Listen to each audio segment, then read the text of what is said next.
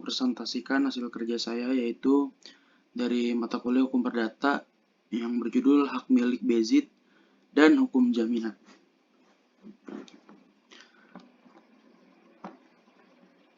Hak milik Bezit. Bezit adalah suatu keadaan lahir di mana seorang menguasai suatu benda seolah-olah kepunyaannya sendiri, yang oleh hukum dilindungi dengan tidak mempersoalkan hak milik atas benda sebenarnya ada pada siapa.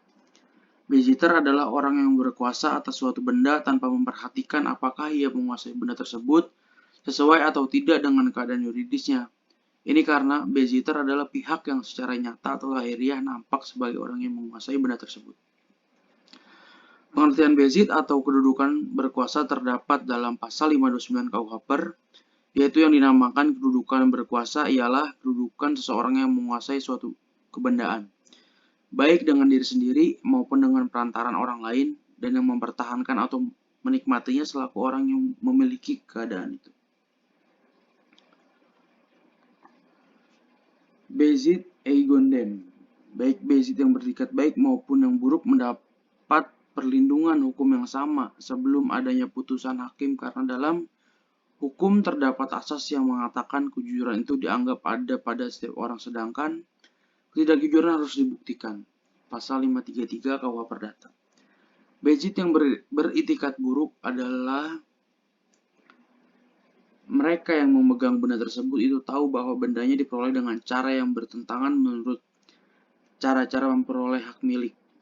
Pasal 532 KUH Perdata. Seseorang dapat dikatakan berikat buruk pada perkaranya dimajukan ke pengadilan, di mana dalam perkaranya itu ia dikalahkan pasal 532 ayat 2 KUH Perdata.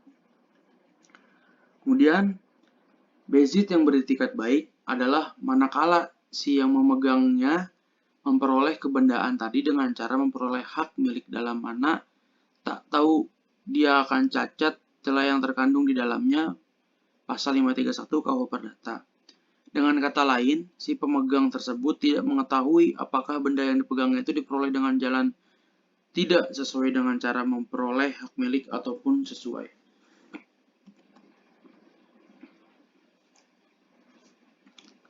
Unsur bezit yaitu yang pertama, korpus, yaitu adanya hubungan antara orang yang bersangkutan dengan bendanya.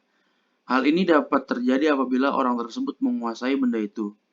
Yang kedua, animus, yaitu adanya kemauan atau keinginan dari orang tersebut untuk menguasai benda itu serta menikmatinya seolah-olah kepunyaan sendiri.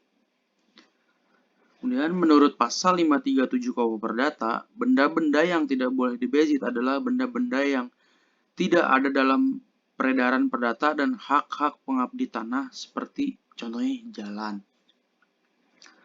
Kemudian, fungsi bezit yang pertama itu polisionil, baik beziter yang beretikat baik atau buruk tetap dilindungi.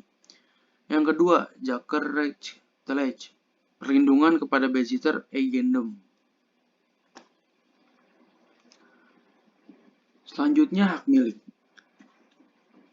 Pada pasal 570 KUH Perdata menerangkan bahwa hak milik adalah hak untuk menikmati kegunaan suatu kebendaan dengan leluasa, dan untuk berbuat bebas terhadap kebendaan itu dengan kedaulatan sepenuhnya, sepanjang tidak bertentangan dengan peraturan perundang-undangan yang berlaku dan tidak mengganggu hak-hak orang lain, dengan tidak mengurangi kemungkinan akan adanya pencabutan hak tersebut demi kepentingan umum berdasarkan atas ketentuan undang-undang dengan disertai pembayaran ganti rugi. Hak milik dapat dikatakan sebagai hak kebendaan yang paling utama apabila dibandingkan dengan hak kebendaan yang lain. Ciri-ciri dari hak milik yang pertama adalah hak milik merupakan hak induk terhadap hak kebendaan lainnya. Yang kedua, hak milik merupakan hak yang selengkap-lengkapnya. Yang ketiga, hak milik bersifat tetap, artinya tidak akan lenyap terhadap hak kebendaan yang lain. Dan yang keempat, hak milik merupakan inti dari kebendaan yang lain. Pembatasannya, yang pertama adalah undang-undang dan peraturan umum. Yang kedua, tidak menimbulkan gangguan. Yang ketiga, kemungkinan adanya pencabutan hak atau ontenging. Yang keempat, hukum tetangga. Dan yang kelima, penyalahgunaan hak. Cara memperolehnya itu diatur dalam pasal 584 KUH Perdata.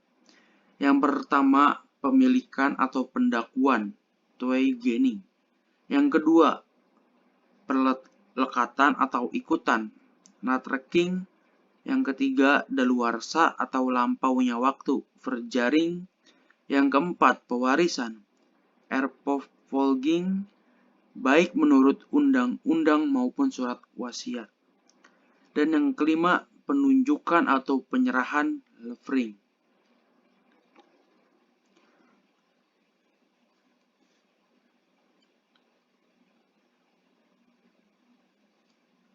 Cara memperoleh hak milik juga diatur dalam pasal-pasal di luar pasal 58 KUH Perdata. Yang pertama yaitu penjadian benda, jux forming. Yang kedua, penarikan buahnya, fruit tracking. Yang ketiga, persatuan benda, verneging. Yang keempat, pencabutan hak, onteening. Yang kelima, perampasan, verclaring. Yang keenam, pencampuran harta, boedelmenging. Yang ketujuh, pembubaran dari sebuah badan hukum. Yang kedelapan, abandonment. Cara berakhirnya hak milik. Yang pertama itu, karena orang lain memperoleh hak milik itu dengan salah satu cara untuk memperoleh hak milik di atas. Yang kedua, karena binasanya benda. Yang ketiga, karena pemegang hak milik melepaskan hak milik atas benda tersebut. Selanjutnya, hukum jaminan. Hukum jaminan adalah sekumpulan kaidah-kaidah hukum yang mengatur hubungan pemberi jaminan dan penerima jaminan yang berkaitan dengan pembebanan jaminan untuk mendapat fasilitas kredit. Ada dua fungsi dari hukum jaminan itu. Yang pertama, fungsi jaminan secara yuridis adalah kepastian hukum pelunasan hutang di dalam perjanjian hutang piutang. Yang kedua, jaminan dalam pembiayaan memiliki fungsi, yaitu untuk pembayaran hutang seandainya terjadi one prestasi, yaitu dengan cara menguangkan atau menjual jaminan itu. Kemudian ada asas hukum jaminan. Yang pertama, asas publicated, bahwa sewa hak harus didaftarkan supaya pihak ketiga dapat mengetahui bahwa benda tersebut merupakan benda jaminan. Yang kedua, asas spesialitas. Benda yang dibebani hak jaminan ditunjuk secara khusus. Yang ketiga, asas tidak dapat dibagi-bagi. Walaupun hutang sudah dilunasi sebagian, barang jaminan tidak bisa diambil sebagian, hanya boleh diambil ketika semua hutang sudah lunas. Yang keempat, asas inbezitstelling. Barang jaminan harus ada pada penerima gadai. Yang kelima, asas horizontal. Bangunan dan tanah bukan merupakan kesatuan. Kemudian, sifat hukum jaminan yaitu ada dua.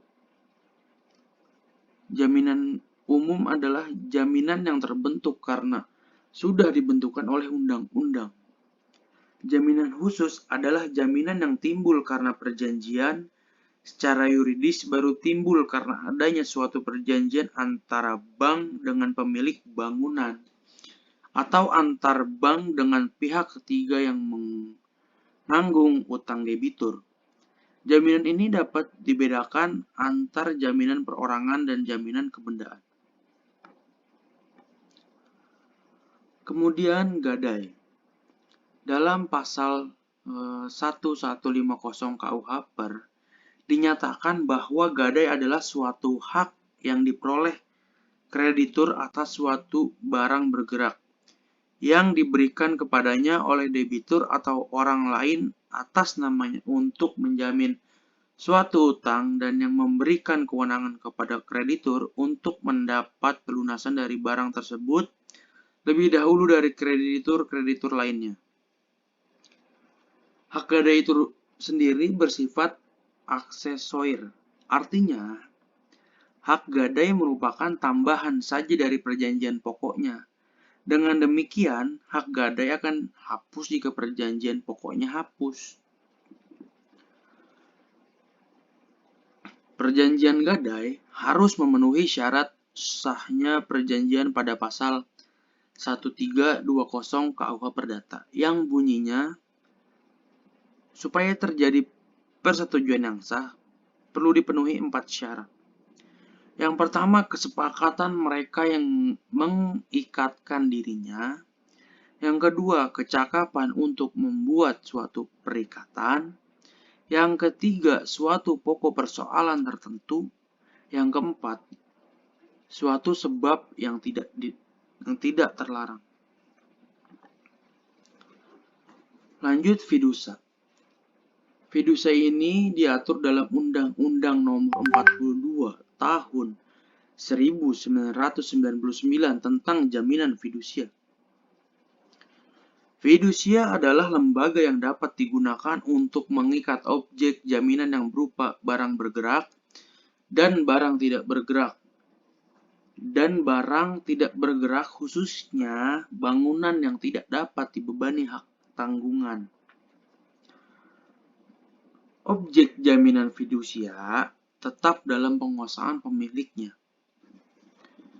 Yang menjadi objek fidusia yaitu SK, HGB, rumah susun atau sewa, bukan atas milik sendiri, hipotek kapal yang terdaftar dengan isi kotor berukuran 20 meter kubik atau lebih, dan hipotek atas helikopter dan pesawat terbang. Hak tanggungan diatur dalam Undang-Undang Nomor 4 Tahun 1996 tentang hak tanggungan. Undang-undang ini mengatur lembaga jaminan yang disebut hak tanggungan. Lembaga jaminan hak tanggungan digunakan untuk mengikat objek jaminan utang yang berupa tanah atau benda-benda yang berkaitan dengan tanah yang bersangkutan. Undang-Undang Nomor 4 Tahun 1996 tentang hak tanggungan atas tanah beserta benda-benda yang berkaitan dengan tanah mengatur tentang pelaksanaan undang-undang pokok agraria yang disesuaikan dengan perkembangan keadaan dan mengatur berbagai hal baru berkenaan dengan lembaga hak tanggungan. Yang pertama, objek hak tanggungan. Yang kedua, pemberi dan pemegang hak tanggungan. Yang ketiga, tata cara pemberian, pendaftaran, peralihan, dan hapusnya hak tanggungan. Yang kelima, eksekusi hak tanggungan. Yang keenam, pencoretan hak tanggungan. Dan yang ketujuh, sanksi administratif. Undang-Undang Nomor 4 Tahun 1996 tentang hak tanggungan atas tanah beserta benda-benda yang berkaitan dengan tanah disahkan Presiden Soeharto pada tanggal 9 April 1996 di Jakarta. Undang-Undang Nomor 4 Tahun 1996 tentang hak tanggungan atas tanah beserta benda-benda yang berkaitan dengan tanah diundangkan di Jakarta pada tanggal 9 April 1996 di Jakarta. Dasar Hukum Undang-Undang Nomor 4 Tahun 1996 tentang hak tanggungan atas tanah beserta benda-benda yang berkaitan dengan tanah adalah: yang pertama, Pasal 5 Ayat 1, Pasal 20 Ayat 1, dan Pasal 33 Undang-Undang Dasar 1945.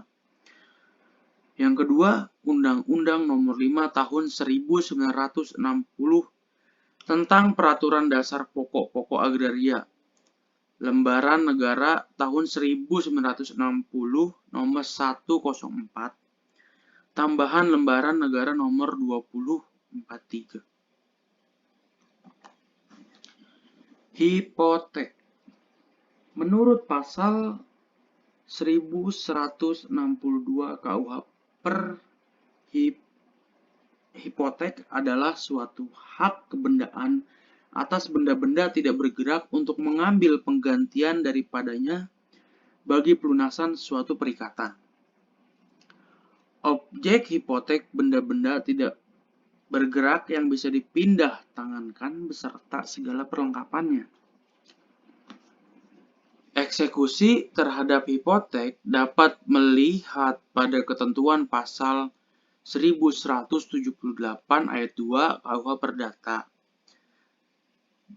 Dalam hal debitur wan prestasi, maka kreditur selaku pemegang hipotek atas kapal berhak untuk melakukan penjualan secara lelang di muka umum atas kapal-kapal yang sudah dibebani dengan hipotek yang mana hasil penjualan kapal tersebut digunakan sebagai pelunasan kewajiban debitur kepada kreditur. Cukup sekian dari saya, kurang lebihnya mohon maaf. Wabillahi taufiq wal hidayah. Wassalamualaikum warahmatullahi wabarakatuh. Terima kasih.